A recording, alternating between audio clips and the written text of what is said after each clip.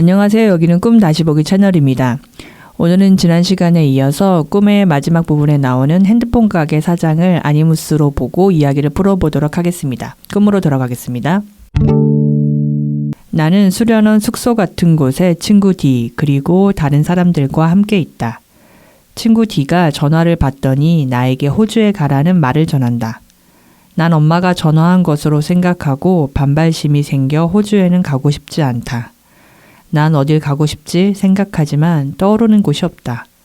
난 가고 싶은 곳도 없네 하다가 한 곳을 고르는데 기억나진 않는다. 친구 D는 사진 한 장을 보여주며 여기나 같이 가자 한다. 친구는 외국인 남자와 같이 앉아 있다. 사진 속 장소는 아프리카라고 한다. 자갈밭이 있고 자갈밭이 초원으로 이어지고 초원이 높은 산으로 이어진다. 자갈밭에 맨발을 내딛고 있는 모습이다.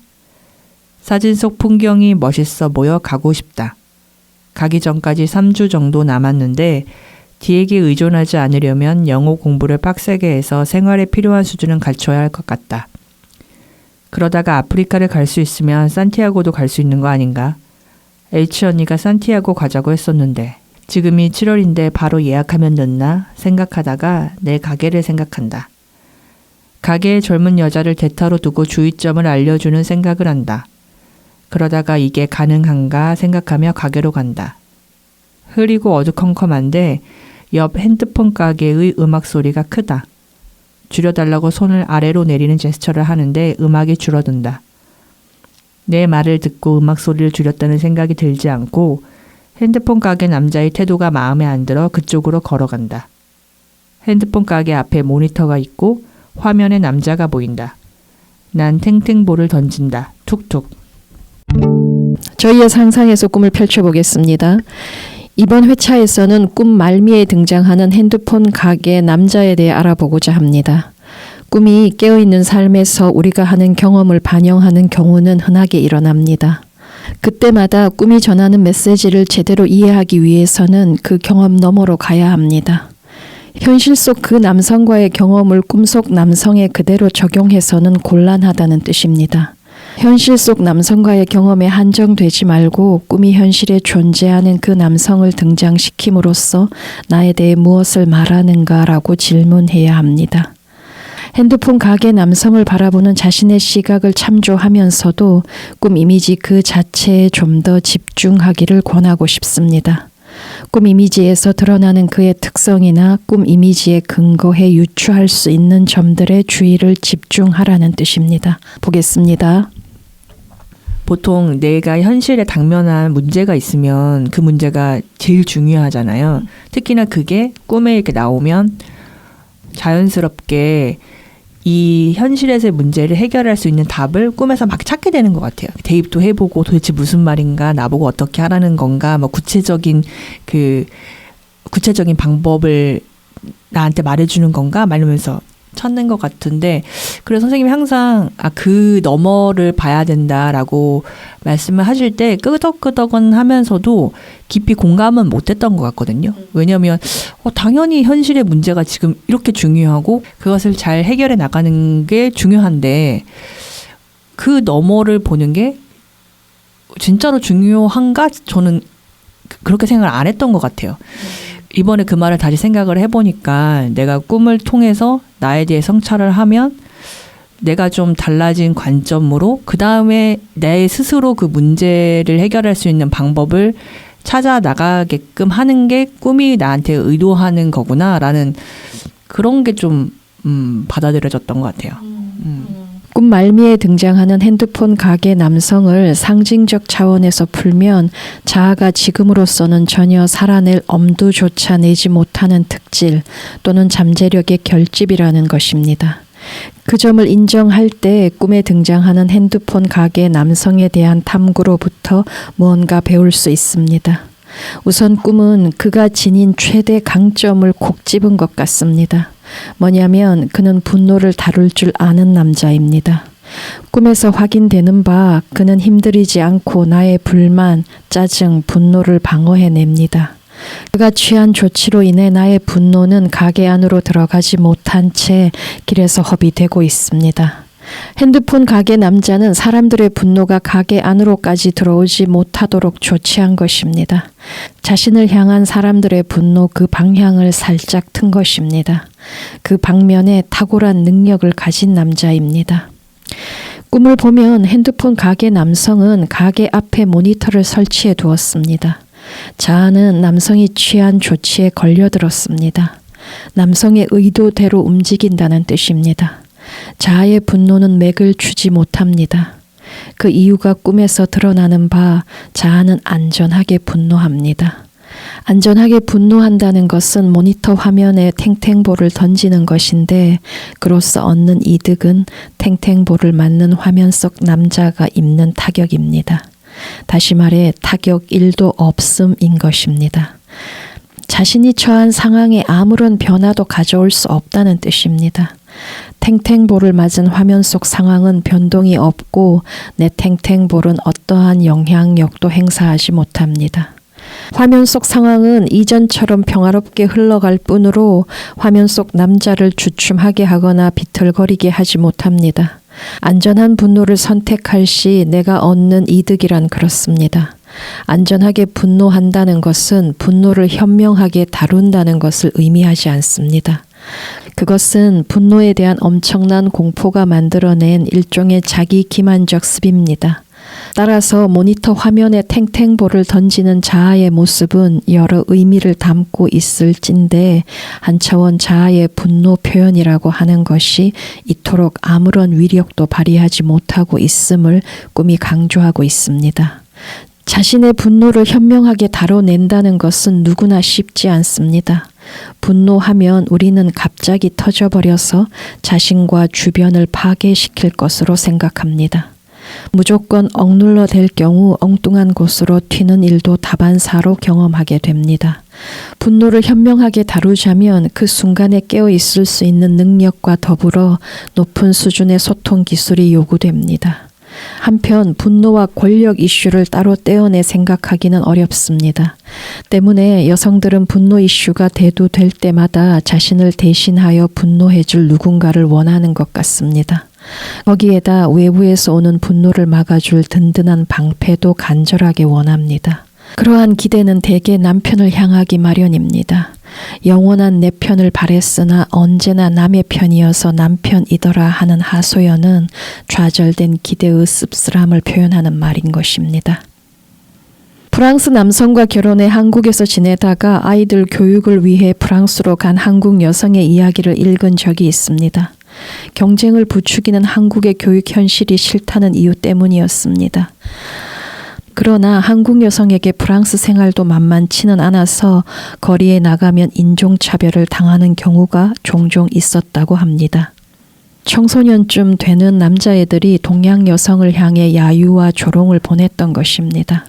한국 여성은 놀라고 속상한 마음에 볼 일도 보지 못한 채 집으로 돌아왔고 남편에게 일러 바치며 얼른 나가서 자신을 대신해 싸워달라고 무례한 애들을 혼내달라고 호소했습니다. 그러나 남편은 냉정하고 단호하게 거절했습니다. 꽤 오래전 읽은 이야기지만 그 대목에서 놀랐던 기억이 아직도 생생합니다. 돌아온 남편의 답은 그랬습니다. 싫다. 그것은 너의 문제다. 그러니 너가 알아서 해결해야 한다. 이것이었습니다. 남편의 말인즉 남편에게 기댄다면 그 문제에 대한 해결 능력은 영원히 길러지지 않으니 그 상황을 극복해내는 법은 경험을 통해 스스로 깨쳐가야 한다는 것이었습니다. 그 글을 읽으면서 신선한 충격을 받았던 기억이 납니다. 남편의 냉정한 태도는 부인의 자립 능력을 독려하기 위함이었던 것입니다. 남편의 칼 같은 설명은 부인뿐만 아니라 그 글을 읽는 다른 한국 여성도 설득시켰습니다. 꿈속 핸드폰 가게 남성도 예시에서 든 프랑스 남편과 비슷한 역할을 하는 것 같습니다. 꿈은 자아가 분노를 어떻게 다뤄왔는지를 적나라하게 드러냈습니다. 자아의 분노는 탱탱볼에 담깁니다. 누구도 위협할 수 없는 장난감 같은 탱탱볼, 거기에 분노를 담아 던집니다. 탱탱볼의 위력은 제로에 가깝습니다. 분노를 담는 용기에 문제가 있으니 분노는 타깃을 향하지 못하고 엉뚱한 곳으로 날아갑니다. 꿈은 그 점을 제대로 깨치라는 것입니다. 분노는 적어도 야구공이나 골프공 같은 용기에 담겨야 하는지 모릅니다.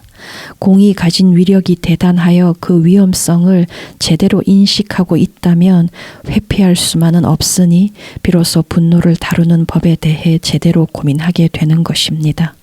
그러나 탱탱볼처럼 미미한 영향력을 행사하는 볼을 소지한 채 지낸다면 알게 모르게 좌절감만 깊어질 것입니다. 그로 인한 무력함을 방어하느라 귀한 에너지만 낭비될 것입니다. 따라서 우리가 분노를 제대로 다루자면 야구공이나 적어도 골프공 정도는 소지할 용기부터 내야 하는지 모릅니다. 야구공이나 골프공을 소지하고 그 위험성을 감당할 결심까지 한다면 분노를 현명하게 다루는 여정이 시작될 것입니다.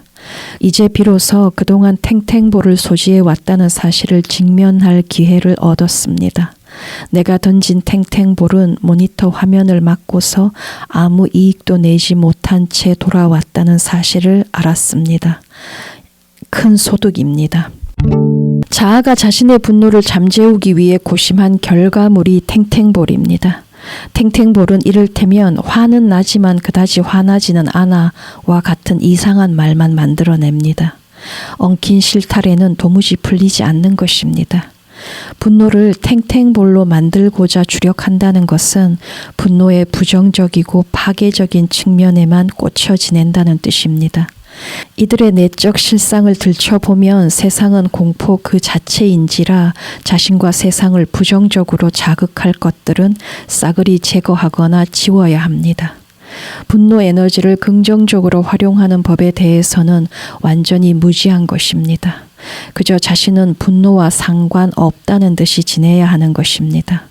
탱탱볼로 정리된 분노, 상대는 나의 그 태도를 마음대로 하라는 사인으로 읽는 것입니다. 생활전선이란 말은 삶을 전쟁터에 비유하는 표현입니다. 눈앞의 이익을 위해 서로의 치열함이 맞붙는 경험을 수시로 해야 한다는 뜻입니다. 함부로 물러설 수도 없습니다.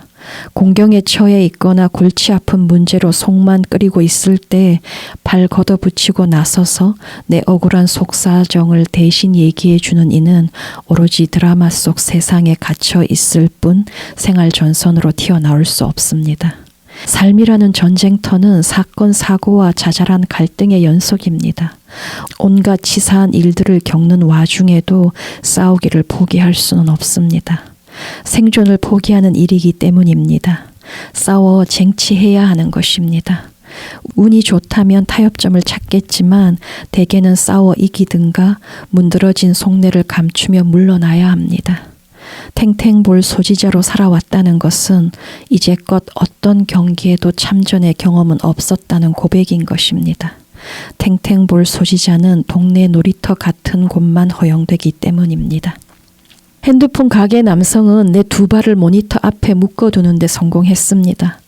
가게 안에서 내가 하는 양을 내다보며 역시 쉬워 하며 교활한 웃음을 흘렸을지 모릅니다.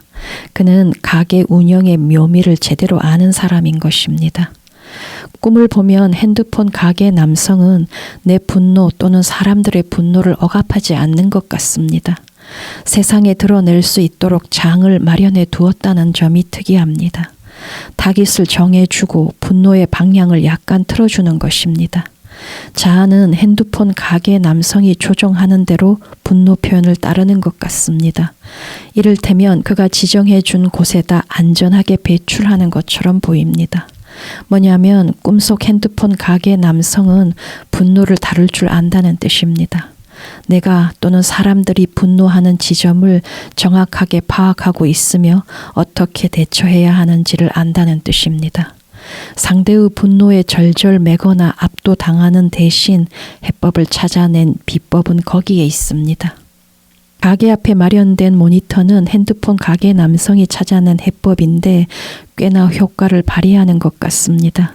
힘들이지 않고도 내 분노를 가게 앞 모니터에 고정시켰습니다. 핸드폰 가게 남성은 자아의 분노를 적절한 수준으로 통제합니다. 자아는 그가 허용하는 범위 내에서 분노할 뿐입니다. 꿈을 보면 내 화는 금세 통제되는 것처럼 보여서 세상에서 전혀 맥을 추지 못하는 것처럼 생각됩니다. 내적으로 어떤 신념의 통제를 받고 있어서 이러한 모습으로 살아가게 되는지에 관심을 가져야 됩니다. 가게와 모니터는 흔히 말하는 욕바지처럼 분노바지 내지는 비난바지용으로 설치된 것 같습니다. 그는 누구의 분노든 억눌려 쌓이는 것을 경계하는 것 같습니다. 분노가 쌓일 경우 상황 전체가 심각하게 위험해질 수 있음을 알기에 그때그때 표현되도록 하는 것을 원칙으로 삼은 것 같습니다. 다만 유리로 된 모니터 화면을 세워 각자 알아서 표현 수위를 조절할 수 있도록 조치한 것입니다. 유리는 사람들의 조심성을 깨우니 알아서들 처신하도록 유도한 것입니다. 다음으로 나를 비롯해 주변의 분노가 모니터 화면 속 남자로 향하게 한 것인즉 사람들의 분노가 가게 안으로 침범하지 못하게 하는 효과를 냅니다. 이 같은 조치는 분노에 대한 공포가 극심한 이로서는 상상도 못하는 것입니다. 그는 상대의 분노를 모른 채 하는 대신 오히려 표현되도록 조장합니다. 대신 표현 수위에 대한 통제권을 행사합니다. 교활할 정도로 현명한 처사입니다. 상대의 분노에 기가 질려 쫄지 않도록 단련해온 사람만이 가지는 능력이라 하겠습니다. 그가 보여주는 태도의 중심에는 나의 분노와 당신의 분노는 정당해가 있는 것입니다. 분노가 올라오는 순간에 깨어 있으려는 노력은 회피나 기만과는 다르다 하겠습니다. 분노가 올라오는 순간마다 깨어 있고자 노력할 때 표현의 수위와 정도를 조절하는 힘이 길러지는 것입니다. 때에 따라서는 크게 분노할 수 있어야 자신을 흔드는 실체에 다가갈 수 있고 꼭 필요한 결단을 내릴 수도 있습니다. 삶이 요청하는 변화를 꾀하는 힘은 대개 분노 스펙트럼에서 나옵니다. 첨예한 갈등 상황에서 물러서지 않고 나아가는 힘도 마찬가지를 하겠습니다. 저는 분노라는 주제는 이렇게 얘기 들어도 참 어려운 것 같아요. 아직도 나한테 분노는 뭔가 굉장히 힘 있는 사람만이 할 수 있는 거고, 분노가 표현되면 그것은 반드시 파괴적인 무엇을 불러일으키고 그것을 감당할 수 있는 사람만 표현할 수 있는 거. 그러니까 그렇게 느껴져서 되게 어렵고, 그냥 이 핸드폰 가게 사장은 그렇게 사람들이 분노를 표현할 수 있는 창을 만들어 놨다는 것 자체가 일단 사람들이 자기한테 분노한다. 즉 사람들이 자기를 싫어한다. 사람들이 자기에게 욕한다. 그것 자체를 굉장히 받아들이고 있는 사람이어서 좀 그 부분이 좀 놀랍다. 나랑은 너무 다르니까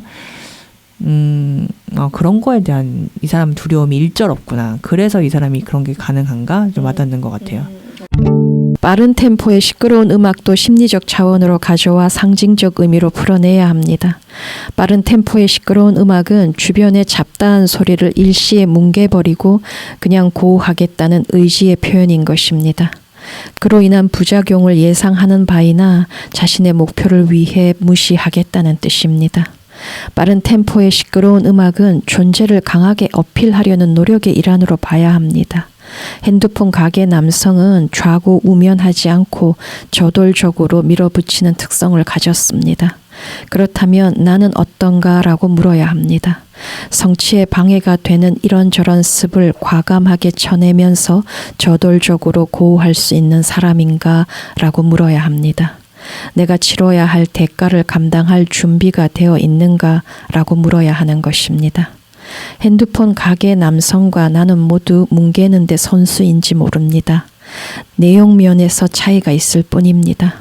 그는 목표를 향해 가는데 방해가 되는 것들을 과감하게 뭉갤 수 있습니다. 이를테면 주변에서 쏟아지는 불만을 들어주는 척 적당히 무시하며 갑니다. 핸드폰 가게 남성의 특성을 통해 자아의 습성을 유추해 보자면 나는 제대로 분노해야 할 지점들을 뭉개는 습으로 살아왔는지 모릅니다. 따라서 빠른 템포의 시끄러운 음악 소리는 자아가 억압하는 목소리를 보상하는 것이라 해석할 수도 있겠습니다. 마지막으로 모니터 화면 속 남성과 나 사이에는 유리가 세워져 있습니다. 핸드폰 가게와 나 사이에도 유리가 놓여 있습니다. 꿈이 유리를 강조하는 것 같습니다. 모니터 화면 속 남성이든 핸드폰 가게 안 남성이든 그 특성으로부터 유리된 채로 지낸다는 뜻입니다. 유리된 채로 지내는 모습을 부각시키는 이유는 통합을 위한 노력이 그만큼 절실하기 때문일 것입니다. 지금처럼 유리된 채로 지낸다면 세상을 상대하는 내 무기는 영원히 탱탱 보릴 수밖에 없습니다. 분노를 철저하게 잘 누르고 사는 사람으로서 아까 중간에 그런 말이 좀 생각하게 하더라고요. 뭐였냐면 도대체 어떤 신념을 갖고 있기에 이렇게 분노를 차단하는가. 그러니까 저를 이렇게 생각을 해보면 내가 분노를 표현하면 내가 얻을 수 있는 이득이 안 올 거다. 이런 생각이 좀 강한 것 같아요. 내가 분노를 표현하는 것 자체가 내가 뭔가 일을 망치는 것 같은. 근데 그거는 내가 무언가를 얻고자 할 때 누군가가 나한테 줄 거라는 생각이 있어서 그런 것 같아요. 그 사람의 심기를 거슬리면 저 사람이 나한테 줄 것을 안 줄 거야. 이런 믿음. 그러니까 기본적으로 내가 내 힘을 얻는 게 아니라 저 사람의 마음에 들어야 저 사람이 나한테 줄 거야. 요 생각이 훨씬 강하고 내 스스로 얻는 것보다 저 사람이 나한테 주는 게 더 크다고 생각을 하는 것 같아요. 분노를 여러 차원에서 이제 좀 고민을 해봐야 되는데 내가 정의하는 분노가 굉장히 협소한 것 같아. 그러니까 제대로 조금 정리할 필요가 있는데